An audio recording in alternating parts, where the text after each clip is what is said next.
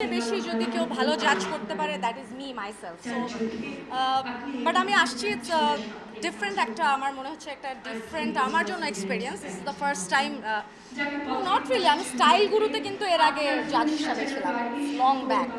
একটা fashion show প্রতিযোগিতা হয়েছিল সেই সময়। This is the second time actually.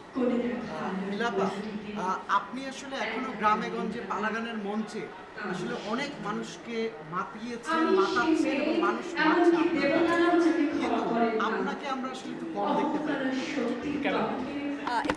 একটু কম দেখতে পাইলে ইন্টারেস্টটা একটু বেশি থাকে, এই জন্য এতগুলো ক্যামেরা স্টিল হিয়ার। সো কম কম দেখানো মনে হয় বেটার। আসলে ইট ওয়াজ জোক।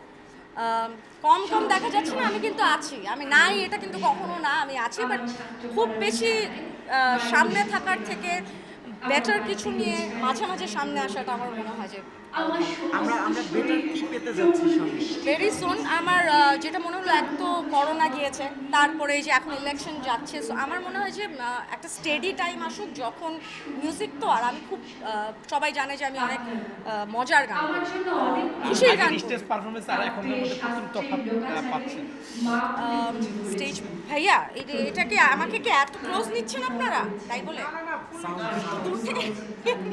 আচ্ছা যাই হোক, আবার আগের স্টেজ পারফরম্যান্স যেভাবে করতেন এখন কতটুকু এনজয় করছেন, কোনো পরিবর্তন? আমার লাইফে কোনোদিনও, আমি যদি বলি আমার লাইফের সবচাইতে পছন্দের জায়গা যদি কিছু হয়ে থাকে দ্যাট ইজ স্টেজ। স্টেজ পারফরমেন্সের ক্ষেত্রে আমার মনে হয় না যে ডিফারেন্সেস আপনারা বলতে পারবেন, বিকজ আমি পারফর্মার, আর আমি যখনই পারফর্ম করি আমি একদমই মন থেকে পারফর্ম করি। মিলাপা, আপনি খুবই ফ্যাশন সচেতন একজন মানুষ। সেক্ষেত্রে আপনার এই পিনটা নিয়ে, পিনটার নিচে যে পিনটা নিয়ে আপনার ভক্ত যারা আছে তারা মাঝে মধ্যে একটু ভাবনা করে এটা কি পুরানো না অবভিয়াসলি এটা পিয়ার্সিং করা, আর আমি মাঝে মাঝে খুলে ফেলি, বাট খুলে ফেলে দেখা যায় যে এটা অবভিয়াসলি এটা আমার একটা সিগনেচার হয়ে গেছে যদি বলি। দেখা যায় যে আমি যখন এটা খুলে বেরোচ্ছি, হাজার সেজেগুজি বেরোলাম আর চিনতেছে না, বাট যখন ইট ইজ হিয়ার তখন বুঝতে পারে okay this is Milla.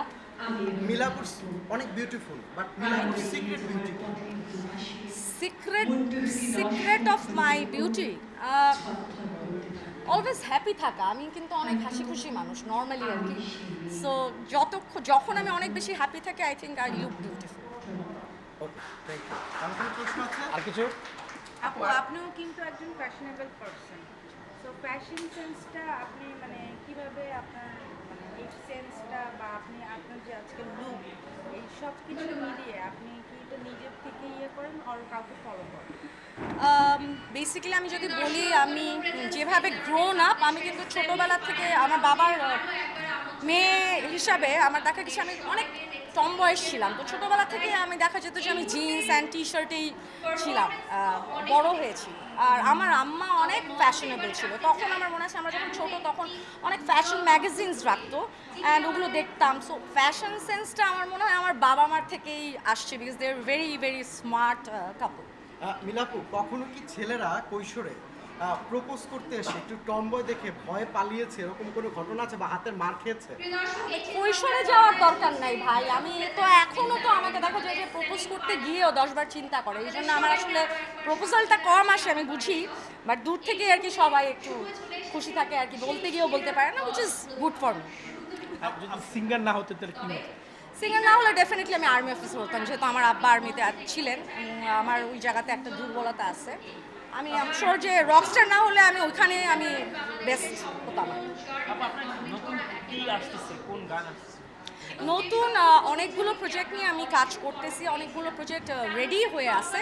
But the thing is that, আমি যেটা বললাম যে আমার কাছে মনে হচ্ছে না যে মিউজিক রিলিজ করার মতো এখনো পর্যন্ত মানে আমাদের পরিবেশটা পুরো ওয়ার্ল্ড ওয়াইড, আমি বলবো আমার জন্য আমি বলবো যে এখনো স্টেডি হয়নি। সো ভেরি সুন, মাত্র এখন আমার মনে হয় যে মোস্ট প্রবলি আমার যেটা ইচ্ছা আছে যে নেক্সট এবার মনে হয় অনেকদিন পরে আমরা পয়লা বৈশাখটা রোজার বাইরে পাচ্ছি, পয়লা বৈশাখে ইচ্ছা আছে আমি আমার নতুন গান রিলিজ করব।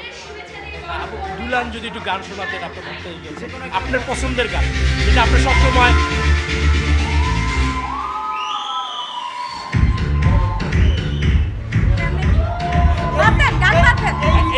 এটার সাথে বাপুরাম সাপুরে কোথায় যাস বাপুরে, আয় বাবা দেখে যা, একটু পলক ফেলে যা। আচ্ছা বিটের সাথে মিলাই দিলাম, ঠিক আছে। Thank you thank you.